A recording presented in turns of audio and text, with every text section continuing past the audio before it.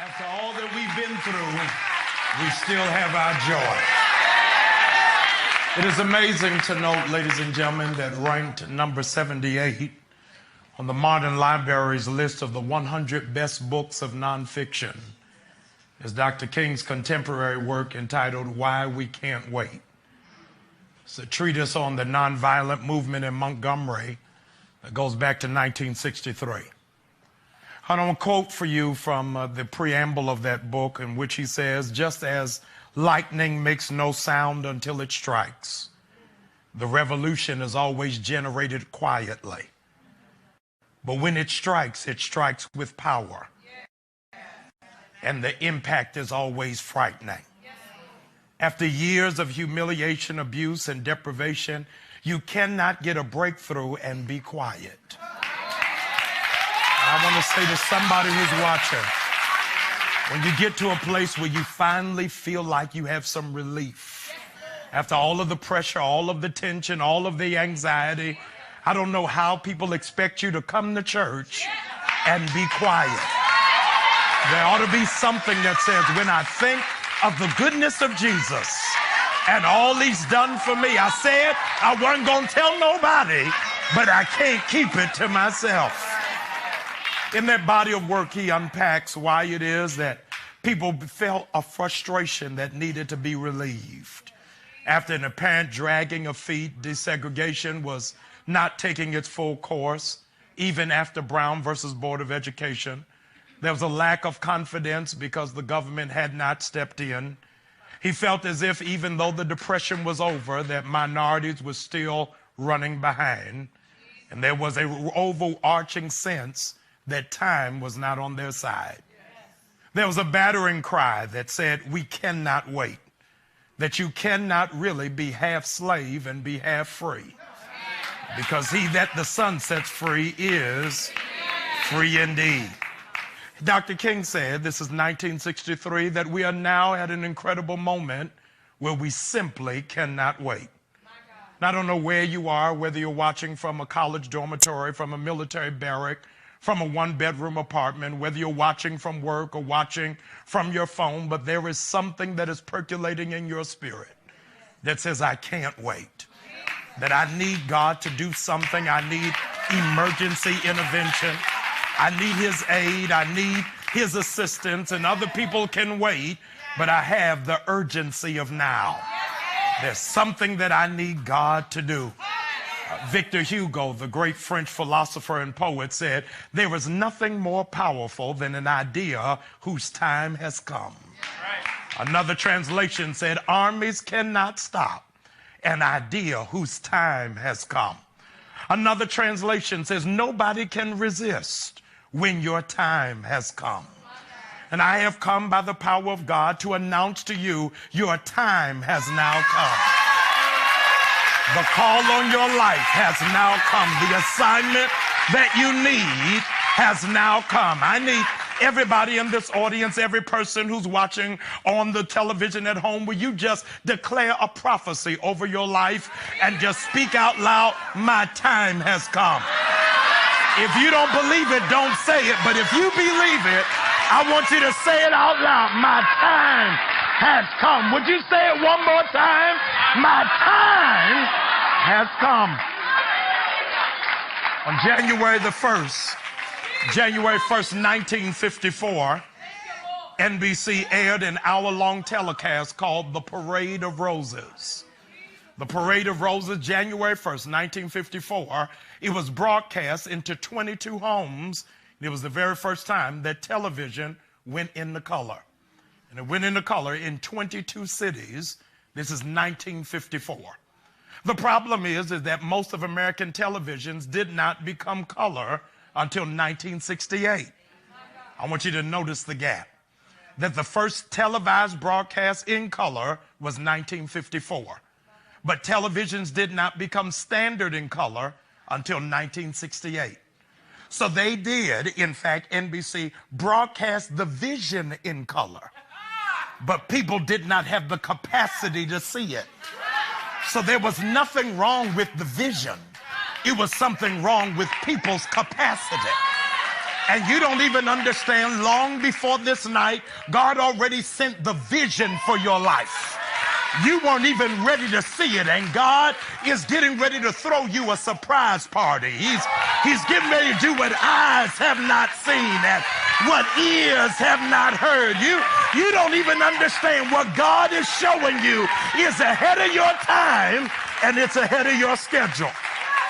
In the mid-1980s, there was a conference right here in New York where we are tonight, and they decided something needed to happen. I'm talking about 1986. All of the television executives came together, watch this, because the vision had not changed since 1968. Said, what can we do to upgrade the vision?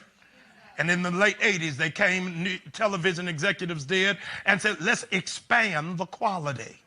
And at that moment, they came up with what we know now as HD TV. And the first time it was broadcast was, in fact, 1996 in Raleigh, North Carolina. And when they did that in 1996, notice this, that HD televisions did not become standard until 2009. But HD, watch this, was released already in 1996.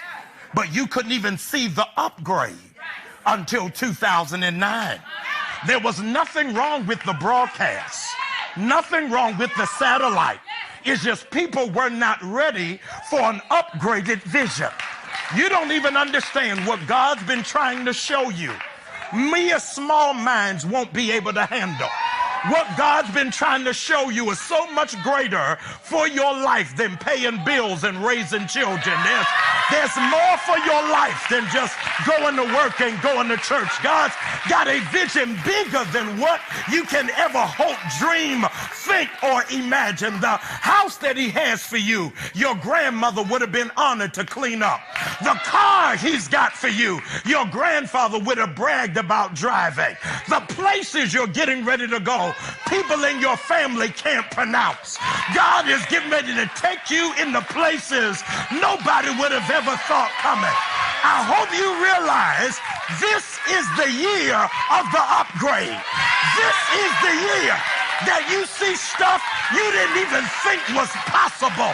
This is the year you step into brand new territory. In innovative circles, watch this, there is something called the 10-10 rule. The 10-10 rule declares, watch this, it takes 10 years to create a platform. And then it takes 10 years to make the market ready. Here is the problem, ladies and gentlemen, with the vision that is on your life, with the anointing that is on your life, with the call that is on your life, with the urgency that is on your life, you don't have another 10 years. But God told me to tell you, in case you don't know, the last 10 years of your life was setting you up for this moment. Everything you've been through in the last 10 years, every disappointment, every broken promise, everything that attacked you, everything that pushed you back, the enemy meant it for evil, but God is working it out for your good. I came to announce to somebody, if the last 10 years was your training, I hope y'all don't tear up this studio. Everything you going through now is now setting the stage for the next 10 years of your life. You ought to be giving God glory. You are getting ready to step into the greatest season of your life. If you were gonna die, it would have happened 10 years ago. But because you can hear my voice, the worst is behind and the best is yet to come. I don't know what kind of faith you have tonight, but I'm here to stretch your faith. And what I speak next, how your spirit responds, will be a reflection of how much faith you have.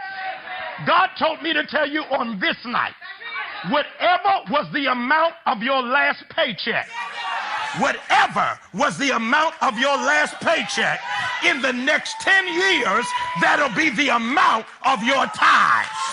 I need somebody who believes by faith that God can do exceedingly, abundantly, beyond what you can think, dream, hope, or even imagine. God can do it in the next 10 years. And in John chapter 2, Jesus is invited to a wedding. It is amazing to note, watch this, that the Bible declares that Mary is there. Why is this significant? Mary is there, but Jesus has his own invitation. It's not Mary plus one. And the only reason, ladies and gentlemen, that Jesus showed up in John chapter 2 at the wedding is because he had an invitation. I want to pause right here because I do not want to take the presence of his glory for granted. But right here in the studio, I want to just give him an invitation to just come take over this room. I want to give him an invitation to take over my bank account and take over my children and take over my health and take over my business and take over my ministry and take over my nonprofit. Would you just open up your mouth and give God an invitation? Come on, give him an invitation. Welcome him into this place. I said welcome him into this place. Lift up your voice and welcome him into this place.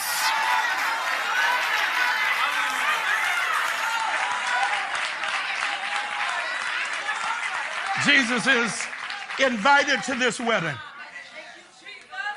And in the middle of the wedding, his mother approaches him and says, Houston, we got a problem. We run out of wine. It's significant to note as a footnote, here it is, that this is not one of Mary's children getting married. But how does she have inside trader information?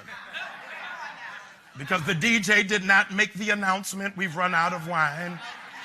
The bartender told him just keep pouring Coca-Cola and Sprite until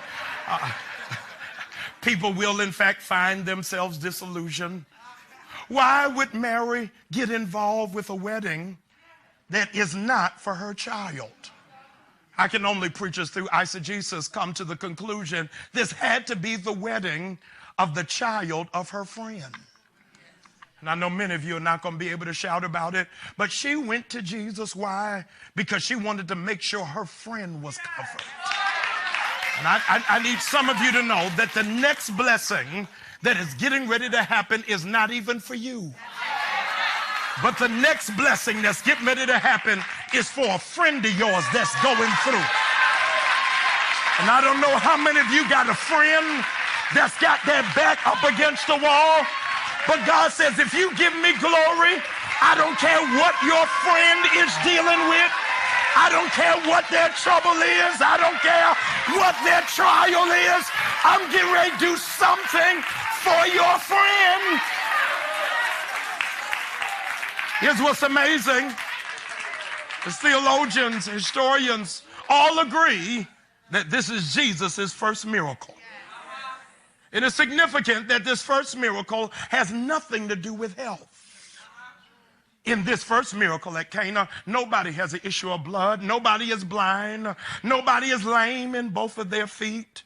And I don't know where you're watching tonight, but I want you to know the first miracle God's going to do for you in this season of your life was the miracle that happened in Cana that so many have skipped over. It's greater than water and wine. Here's what God had to do. Mary says, I need you to do this. Why?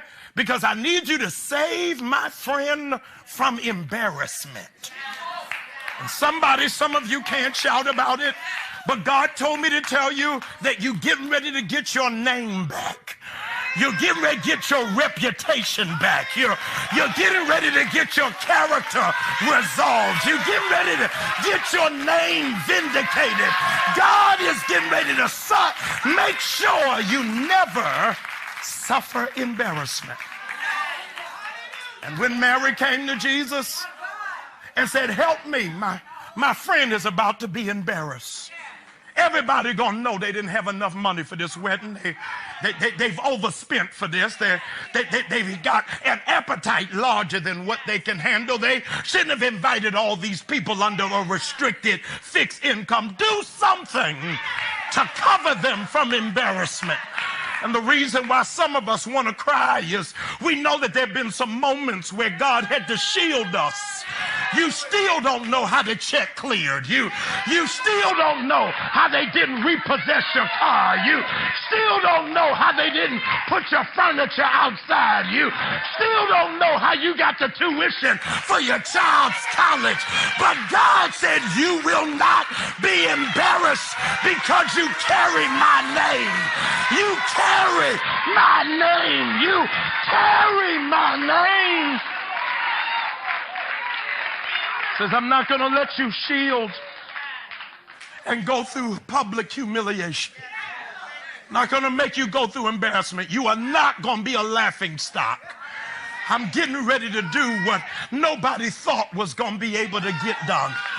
And for some of you who can handle it, God told me to tell you, in this season, family members are going to give you an apology. Because they didn't treat you the way that they should have. They didn't cover you the way that they should have. They weren't there for you the way you were there for them.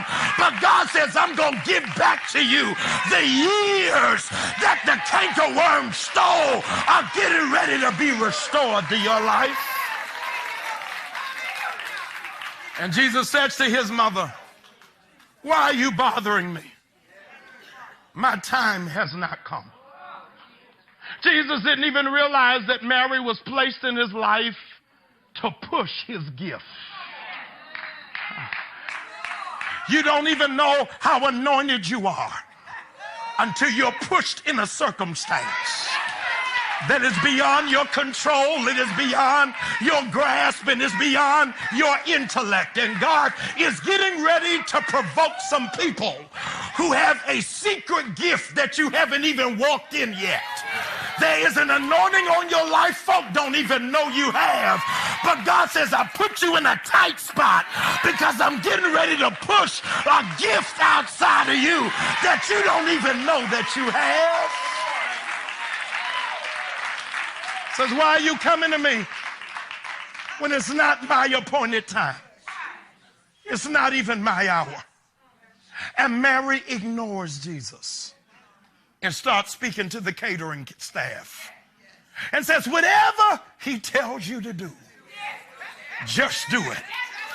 And I want to say to somebody who's watching tonight, be prepared, because in a moment, God is getting ready to speak. And whatever he tells you to do, just do it. Whatever it tells you to do, it may look crazy, it may make you uncomfortable, but whatever he tells you to do, then just do it. And he says to the caterers, bring me the water pots. They're sitting in the corner, but they're not being used. God help me. They've got capacity, they have ability, but never been given an assignment. One of the most frustrating things you can be in life is gifted without an opportunity. But God is getting ready to call people out of the corner who don't need a title, don't need to be up front, don't need a reserved parking space, don't have to be in the pastor's face. But if you're gonna call me with an assignment. And he said, fill it up with water. And here's what you got to know, because you all are saved, sanctified, filled with the Holy Ghost. And so you don't know the full process of what it takes to make wine. I understand that. For you to make wine, ladies and gentlemen, it takes 10 to 15 days just for the grapes to ferment. 10 to 15 days just for the grapes to ferment. And then it takes a week for it to clear. Make sure that there are no antibodies. Make sure no flies are in it. Make sure that there are no leaves in the mixture. So you've got 10 to 15 days of fermentation, then a week just to sit. Then, ladies and gentlemen, it takes 4 weeks to a year where you got to just sit in the dark. Nobody is touching you. Nobody is handling you. You're just on the shelf and you feel like you're forgotten. So you got a week of fermentation. You got a week where you have no assignment. Then you've got 4 weeks to a year of just sitting there. And I came today to just remind you of what Dr. King said. We can't wait. And for wine to be at its optimum taste, it's got to sit for 18 months. And I came to tell somebody, you don't have 18 months. What God is getting ready to do in your life, it would in the natural take years for it to get done. But God says in a moment, in the twinkling of an eye, when I blow the trumpet, it's getting ready to happen. But when did the water turn into wine? The water turned into wine not when they poured water in the pot. But the water turned into wine, watch this, when they poured it out. And ladies and gentlemen, I gotta go. But God said when you start to pour yourself out, everything that I put in you begins to come out of you. And those of you who are prepared to pour out your gifts, pour out your assignment, pour out your destiny, would you lift up your hands and open up your mouth like you know, God, pour me out. Everything that you put in me, pour me out. Everything I was born to do, pour me out. Everything that's in my belly, pour me out. Lift up that hand. You can't wait. The world is waiting on your gift. The world is waiting for you to be obedient. The world needs your contribution. Another generation is depending on you. You can't wait to answer your call. Stop waiting for what other people think and what other people believe and waiting for somebody to co-sign you. You cannot wait, for this is your appointed time. And if you believe it, give God glory like you know it's time.